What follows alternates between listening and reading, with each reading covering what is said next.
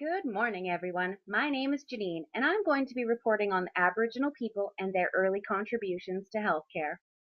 During the late 19th and early 20th centuries, the newly colonizing European Canadians were dying of fevers, infection, and childbirth, and their only saving grace was the healing and holistic work of the Aboriginal women.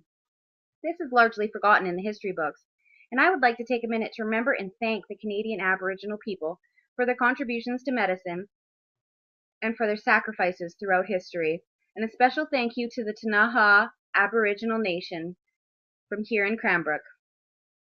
The Aboriginal people's knowledge of local plant-derived medicines and expertise in mending bones, treating pain, and helping women through childbirth was the difference between life and death for European Canadians.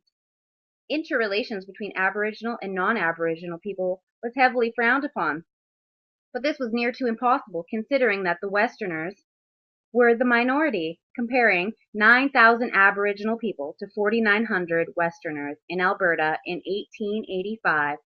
Aside from the healing and midwifery work, there was no access to healthcare or doctors.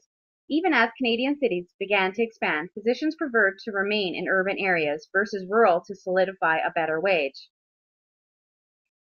There are several diary and memoir entries that demonstrate the healing practices of the Aboriginal women. One example is a diary from a mother in Saskatchewan. The Indian woman took in the situation at a glance. She pushed aside the terrified mother and picked up the ailing child.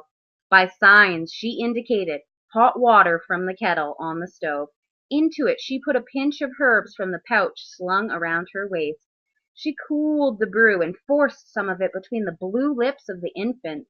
Soon, the gasping subsided, and the sweat broke to cool the fevered skin. The baby relaxed into a peaceful, natural sleep, cradled in the arms of the crooning Indian woman. The mother, to her dying day, remained grateful. However, this grateful would not last amongst Canadians.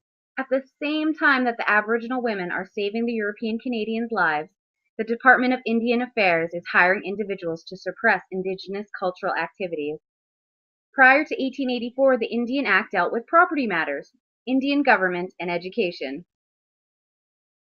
Moving forward, a law banning all potluck or giveaway ceremonies was passed in 1885 and then again in 1895, creating Section 114, which prohibited the Sundance and similar other cultural ceremonies.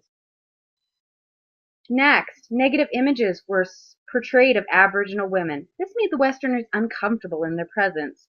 These images depicted the Aboriginal women as shameless prostitutes. The use of Aboriginal medicine was discouraged, and Aboriginal people were not allowed in towns without pass or permission. Failure to provide a pass could result in their hair being cut off. Later, the use of Aboriginal medicine was prohibited, and Aboriginal people were exiled and persecuted.